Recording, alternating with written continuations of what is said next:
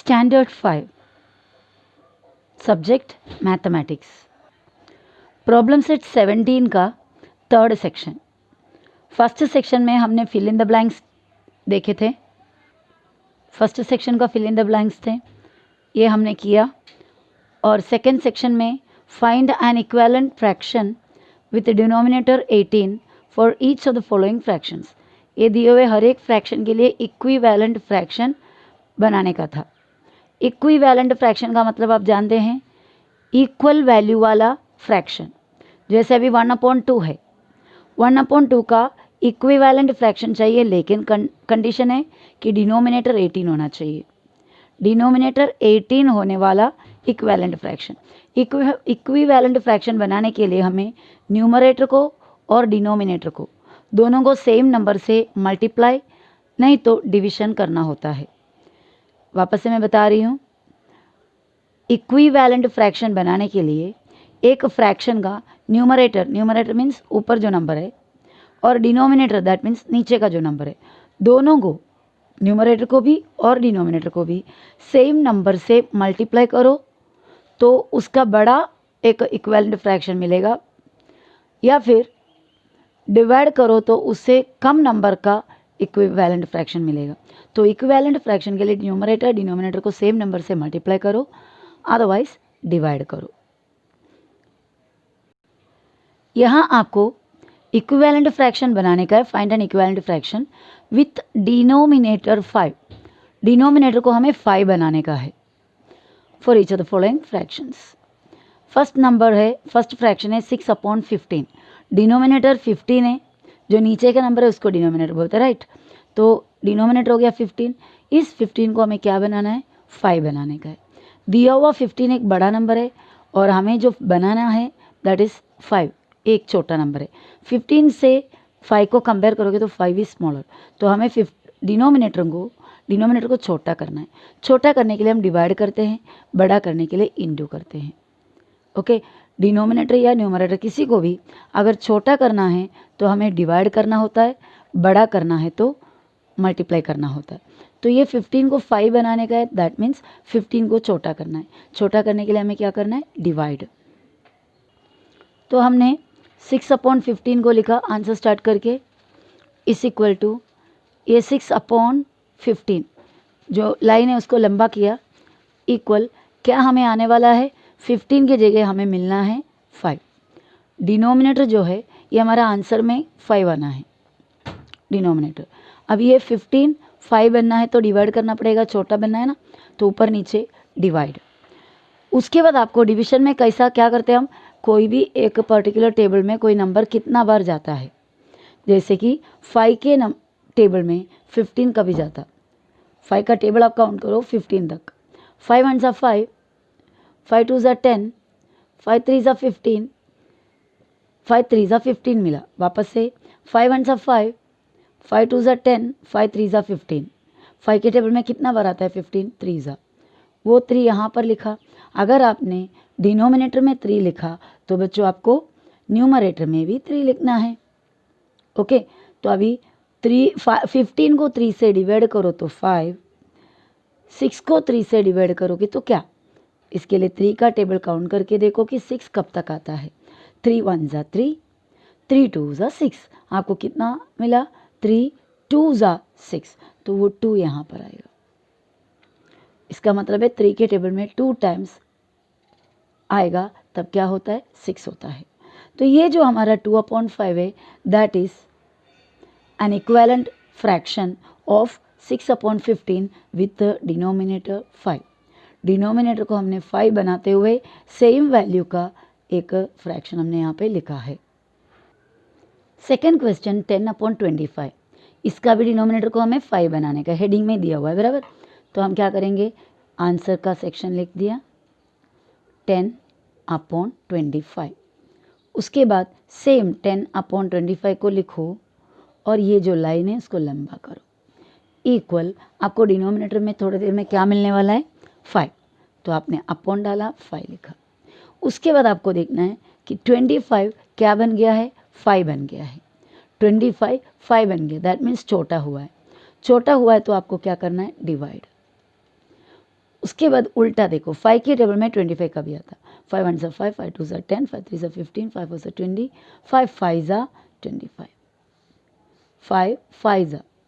तो ये 5 को ऊपर भी लिखना है, नीचे ऊपर सेम नंबर होना चाहिए, सेम कैलकुलेशन भी होना चाहिए। अभी 10 डिवाइड बाई 5 देखो क्या होता है, 5 1 सा 5, 5 2 सा 10, 5 के टेबल में 2 सा 10, 5 के टेबल में 25, 5 सा।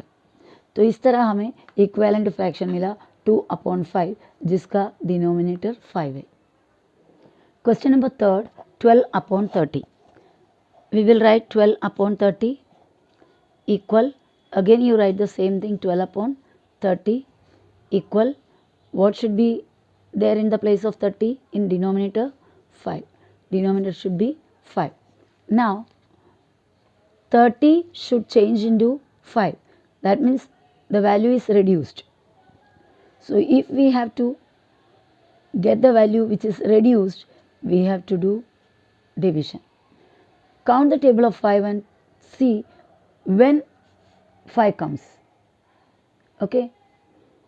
Sorry, when 30 comes. 5 1s are 5, 5 2s are 10, 5 3s are 15, 5 4s are 20, 5 4s are 25, 5 6 are 30. 5 6 are 30. Since we have written 6 here, we should write 6 here also in the numerator. We cannot change the number in numerator and denominator. Now you count, 6 के table में 30 का भी आता, 6 5 are 30, sorry 6 के table में 30 का भी आता, 6 5 are 30, और 6 के टेबल में 12 का भी आता, 6 1s are 6, 6 2s are 12, and we got 2/5. Next question is 6/10. We will write that 6/10 equal 6/10, length बढ़ाओ इसका, इस इक्वल टू, हमें डिनोमिनेटर में 5 चाहिए। 5 के टेबल में 10 का भी आता, 5 2s are 10, यहाँ पर भी आपको डिवाइड बाई 2 डालना है। ओके, क्योंकि दोनों सेम नंबर से डिविजन या मल्टीप्लिकेशन करेंगे तो इक्वल नंबर मिलता है। 2 के टेबल में 6 का भी आता, 2 1s are 2, 2 2s are 4, 2 3s are 6, 2 3s are 6, तो फोर्थ वाला सम भी हो गया, 3 2s are 6, 5 2s are 10। Next the last sum of this section, इस सेक्शन का लास्ट सम 21/35। आंसर लिखो, 21/35 divided by, sorry is equal to 21/35 को दोबारा लिखो, लॉन्ग लाइन डालो, ओके, इज इक्वल टू, हमें नीचे 5 चाहिए, in the place of 35 we need 5। 5 के टेबल में 35 का भी आता, 5 7s are 35, यहाँ पर भी 7, 5 7s are 35। अभी 7 के टेबल में 21 के का भी आता है, 7 1s are 7, 7 2s are 14, 7 3s are 21, and we are getting 3/5। अभी इसमें नेक्स्ट सेक्शन है, section number 4, from the function, sorry fraction given below, नीचे दिया हुआ फ्रैक्शन में से, from the fraction given below, नीचे दिया हुआ फ्रैक्शन में से, पेयर ऑफ मतलब जोड़ी करो, पेयर ऑफ का मतलब जोड़ी निकालो, जोड़ी बनाओ इक्विवेलेंट फ्रैक्शंस का। नीचे 1 2 3 4 5 6 7 8 फ्रैक्शन दिया हुआ है, इनमें से कोई भी अगर इक्विवेलेंट फ्रैक्शन है, एक दूसरे का इक्विवेलेंट है, तो उन्हें जोड़ी में लिखो। देखो अभी पहला 2/3, देन 5/7, 5/11, 7/9, 14/18, 15/33, 18/27, 10/40। ठीक है, पहला नंबर, पहला जो फ्रैक्शन है उसके साथ शुरू करते, 2/3। आप कोई भी नंबर इसमें चेक कर सकते हैं, न्यूमरेटर या डिनोमिनेटर। चलो न्यूमरेटर को लेके चलते हैं। न्यूमरेटर है 2, 2 के टेबल में ये कोई भी आता है कि आपको चेक करना है। 2 1s are 2, 2 2s are means 2 के टेबल में 5 नहीं जाता, ये 5 भी नहीं जाता, 7 नहीं जाता, 14 लास्ट में 4 है ना, तो 2 के टेबल में जा सकता है, 15 नहीं जाएगा, लास्ट में 5 है, 18 जाएगा क्योंकि लास्ट में 0 2 4 6 8 इनमें से कोई नंबर रहेगा तो 2 के टेबल में जाता है, तो ये जाएगा, ये नहीं जाएगा। तो पहला 2 तो खुद जाएगा, तो हमारा पहला स्टेप कैसा होगा, इसके न्यूमरेटर में 2 है बराबर, 2 के टेबल में आने वाला कोई भी इसके अंदर है क्या, देखो ये नहीं है, ये नहीं है, ये भी नहीं है 2 के टेबल में, 14 2 के टेबल में आता है क्योंकि 2 7 सा 14 है, तो 2 7 सा 14, तो हमें क्या मिला 7 ज़ा, तो ये नीचे वाले का भी 7 ज़ा देखो, 3 7 ज़ा, 3 7 ज़ा 18 है, बिल्कुल नहीं, 2 7 ज़ा 14 आया बट 3 7 ज़ा 18 नहीं आया। क्लियर? तो इसका मतलब 2/3 का इक्विवेलेंट फ्रैक्शन नहीं है ये। अब नेक्स्ट आगे और जाते हैं 2/3 के लिए, ये भी 2 के टेबल में नहीं जाता, ये 2 के टेबल में जाता है 18, 2 के टेबल में ये 18 कभी जाता, 2 9 ज़ा 18, तो यहाँ पर भी आपको 9 डालना है, 3 9 ज़ा 27, मिला ना अभी, 2 9 ज़ा 18, 3 9 ज़ा 27, सो पहला जोड़ी पेयर्स ऑफ इक्विवेलेंट फ्रैक्शंस, 2/3 उसका जोड़ी 18/27, ये भी चेक कर लेना क्योंकि 2 के टेबल में ये भी जाता है, 2 5 ज़ा 10, 3 5 ज़ा 15 नहीं है वो। ओके, अभी हमें ये और मतलब ये 2/3 का जोड़ी मिल गया, कौन सा 18/27, तो वो दोनों हो गया। अभी नेक्स्ट हमारा फ्रैक्शन हमारा क्या है 5/7, 5 किसके टेबल में जाता है 5 के सिर्फ, तो 5 के टेबल में ये जाता है, आगे कौन है 5 का टेबल में जाने वाला, ये जाता है, 5 1 ज़ा 5, 5 के टेबल में 1 ज़ा, तो 7 1 ज़ा 11 थोड़ी है, तो ये उसका जोड़ी नहीं है। फिर आगे 5 के टेबल में आने वाला 15 है, 5 के टेबल में 15 आता है, 5 के टेबल में 15 कभी आता, 5 1 ज़ा 5, 5 2 ज़ा 10, 5 3 ज़ा 15, 5 3 ज़ा 15, तो आपको क्या चेक करना होगा 7 3 ज़ा, अगर आपने 5 3 ज़ा 15 इधर किया तो 7 3 ज़ा आपको लिखना पड़ेगा, 7 3 ज़ा कितना होता है 7 3 ज़ा 21, और आपके यहाँ पर 33 है, तो यहाँ पर बराबर नहीं बैठ रहा, देखो 5 3 ज़ा 15, 7 3 ज़ा 21, तो ये प्रॉपर मतलब ये सही इक्विवेलेंट पेयर नहीं है। तो फिर उसके बाद आगे और जाता है 18 तो हो गया है ऑलरेडी, 10 5 के टेबल में 10 जाता है, 7 के टेबल में भी 10 जाता है, 5 के टेबल में 5 डिवाइडेड बाई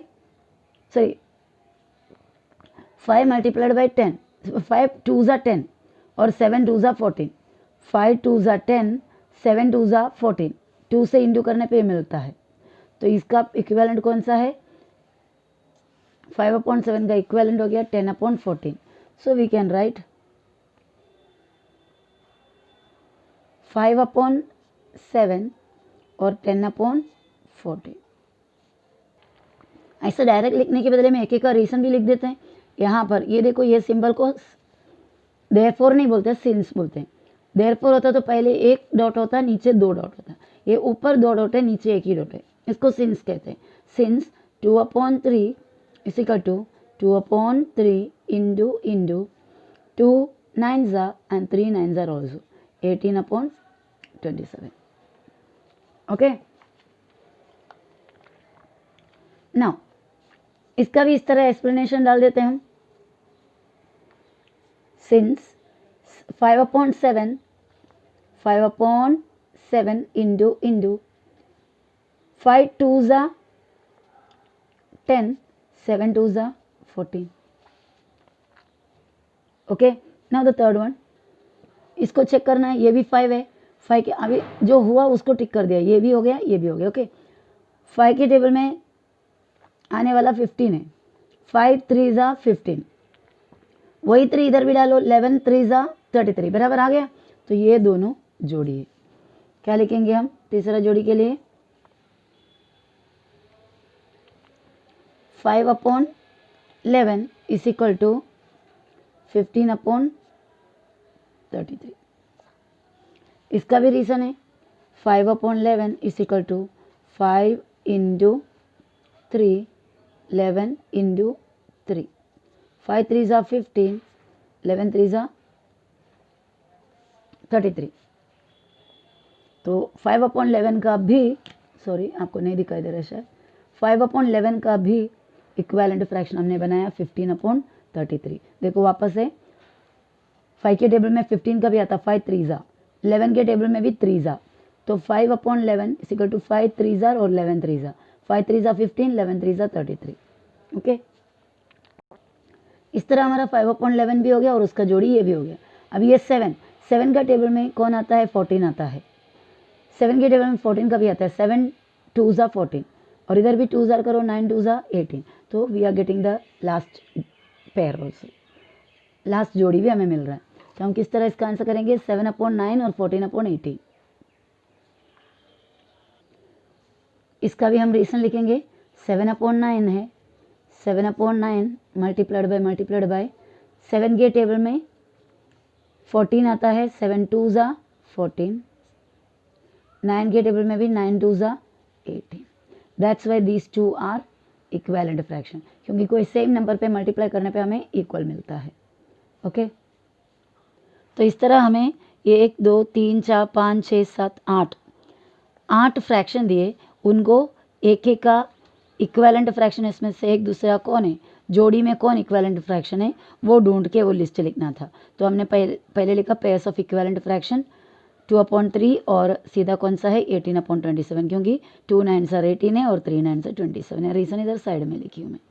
ओके, उसके बाद क्वेश्चन में से नेक्स्ट जोड़ी देखा, हमारे पास 5/7 था, बराबर। 5/7 में 5 का टेबल में कौन आता है ढूंढा, ये आता है और ये भी आता है। ये कभी आता है 5 3 ज़ा, ये सेकंड वाला 5 3 ज़ा 15, 7 3 ज़ा 33 नहीं है। तो उसके बाद 5 का दूसरा आगे गया, 5 2 ज़ा 10, 7 2 ज़ा 14। तो हमें 5/7 और 10/14 जोड़ी मिला। और उसके बाद इधर भी 5 के टेबल में ये जाता है, 5 3 ज़ा 15, 11 3 ज़ा 33। तो हमारा कैलकुलेशन फास्ट हो गया। 7/9 को ये, क्योंकि 7 2 ज़ा 14, 9 2 ज़ा 18। आपको सिर्फ चेक करना है कि न्यूमरेटर और डिनोमिनेटर कौन से सेम नंबर से मल्टीप्लाई करके वो मिला है। हमारा नेक्स्ट क्वेश्चन है, find 2 equivalent fractions for each of the following fractions. देखो बच्चा, हेडिंग का मीनिंग अगर नहीं समझ में आया, सो आपका आंसर, आप क्या करना है आपको ये याद मालूम नहीं पड़ेगा और आपका आंसर रॉन्ग भी हो सकता है। तो इसके लिए पहले हेडिंग का मीनिंग समझना है। फाइंड 2 इक्विवेलेंट फ्रैक्शन, ढूंढो, find 2 equivalent fraction, 2 equivalent fraction ढूंढना है for each of the following fractions. नीचे एक एक फ्रैक्शन दिया, देखो 7/9 दिया, 4/5 दिया है, 3/11 दिया। इसके लिए ये एक क्वेश्चन है, दूसरा है, तीसरा है। ये हर एक फ्रैक्शन के लिए 2 इक्विवेलेंट फ्रैक्शन ढूंढना। ओके, तो इक्विवेलेंट फ्रैक्शन ढूंढने के लिए कोई भी सेम नंबर से इंटू करो या फिर कोई भी सेम नंबर से डिवाइड करो, तो इक्विवेलेंट फ्रैक्शन मिल जाएगा। तो इससे पहले, ये सम स्टार्ट करने से पहले मैं आपको बता दूं कि ये जो प्रैक्टिस सेट है 17 प्रैक्टिस सेट, उसके अंदर जो जो हेडिंग दिया है वो हेडिंग का और एक बार मीनिंग देख लेते हैं। Right proper number in the box दिया है, बॉक्स के अंदर प्रॉपर नंबर डालो, चाहे सेम नंबर से मल्टीप्लाई करो या डिवाइड करो। ओके, और उसके बाद नेक्स्ट हेडिंग में दिया find N equivalent fraction. Equivalent fraction ढूंढना है आपको विथ डिनोमिनेटर 18, मतलब डिनोमिनेटर को फिक्स रखना है 18। 2 है डिनोमिनेटर 18 बनाओ, 3 डिनोमिनेटर है 18 बनाओ, 6 डिनोमिनेटर है 18 बनाओ, इस तरह। ओके, और उसके बाद का आगे का क्वेश्चन है find N equivalent fraction with denominator 5। अभी हमें इक्विवेलेंट फ्रैक्शन बनाने का है, लेकिन डिनोमिनेटर को फिक्स रखना है। पहले वाले में न्यूमरेटर को नहीं, डिनोमिनेटर को 18 करना था, अभी यहाँ पर डिनोमिनेटर को 5 करना है। तो डिनोमिनेटर 15 है, उसको बनाओ 5, 25 को बनाओ 5, 30 को बनाओ 5, समझ रहे हो। और उसके बाद अभी हमने किया just from the fractions given below, नीचे दिया हुआ फ्रैक्शन में से, from the fraction given below, नीचे दिए हुए फ्रैक्शन में से put pair of the equivalent fraction, equivalent fraction का जोड़ी निकालो। इक्विवेलेंट फ्रैक्शन, इसमें से 2/3 है फर्स्ट वाला फ्रैक्शन, उसका कहीं ना कहीं, इतना जगह में कहीं ना कहीं उसका इक्विवेलेंट फ्रैक्शन है, तो उसको ढूंढना है और उसके साथ जोड़ी में लिखना है। और उसके बाद 5/7 है, उसका भी कहीं ना कहीं इक्विवेलेंट फ्रैक्शन इसके अंदर दिया हुआ है, ढूंढो, ढूंढ निकालने के बाद साथ में लिखो, समझ रहे हो।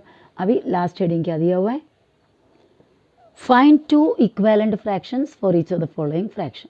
नीचे दिया हुआ हर एक फ्रैक्शन के लिए 2 इक्विवेलेंट फ्रैक्शन अपने हिसाब से हमें बनाना है। कोई कंडीशन नहीं है कि न्यूमरेटर होना चाहिए या डिनोमिनेटर होना चाहिए, कोई भी कंडीशन नहीं है। दिया हुआ फ्रैक्शन के लिए इक्विवेलेंट फ्रैक्शन बनाओ। दिया हुआ फ्रैक्शन है 7/9, तो मैं आंसर करने जा रही हूँ उसके इक्विवेलेंट फ्रैक्शन के लिए। 7/9 is equal to 7/9 multiplied by I'm just putting 2. मेरी मर्जी से कोई भी नंबर मैं इधर डाल सकती हूँ, आपको भी कोई भी नंबर डाल सकते हैं, लेकिन इतना है कि जितना बड़ा नंबर आप डालोगे उतना आपका कैलकुलेशन टफ हो जाएगा. That's it. 7 2 14, 9 2 18. आपका इक्विवेलेंट फ्रैक्शन बन गया. एक कितना बनाना है? 2. तो चलो और एक बार लिख देते हैं. 7/9 इज इक्वल टू 7/9 इंटू और एक नंबर डालो अलग अलग, मतलब यहाँ पे जो डाला उसके अलावा दूसरा डालो. 3 ऊपर नीचे सेम नंबर डालना है, लेकिन इज इक्वल टू 7 3 21, 9 3 27. 7 3 21 हो गया, 9 3 27. तो 7/9 का और एक इक्विवेलेंट फ्रैक्शन बनाया 21/27.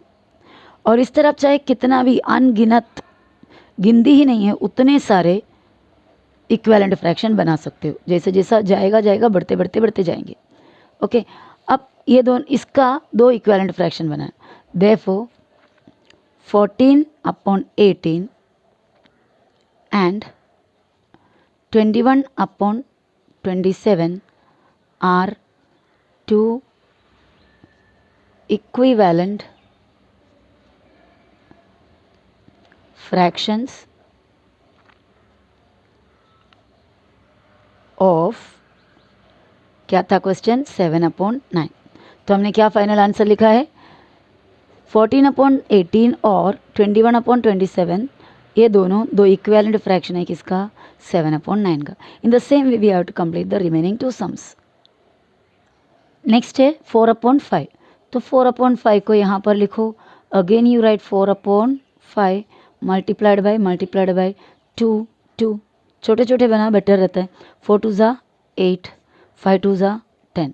एक इक्विवेलेंट फ्रैक्शन बना.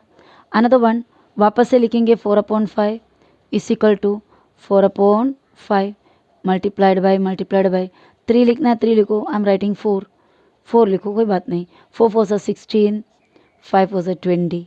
Is it clear? तो अभी हमें 2 इक्विवेलेंट फ्रैक्शन मिला किसके लिए? 4/5 के लिए. So will write therefore 8/10 this one and 16/20 are 2 equivalent fractions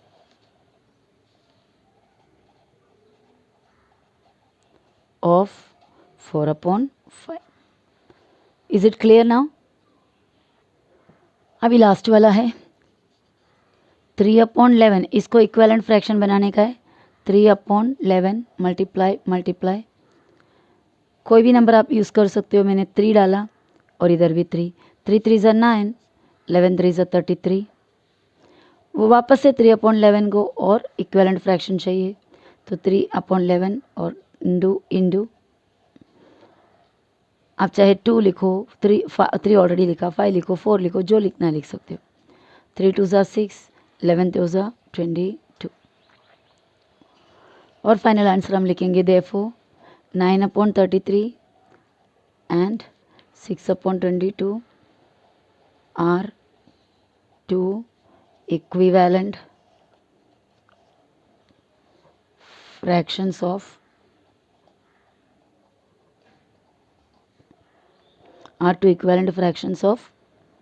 3/11. Okay, so this is how that problem set ends. And now next practice set is 18. So that we will do in the next video.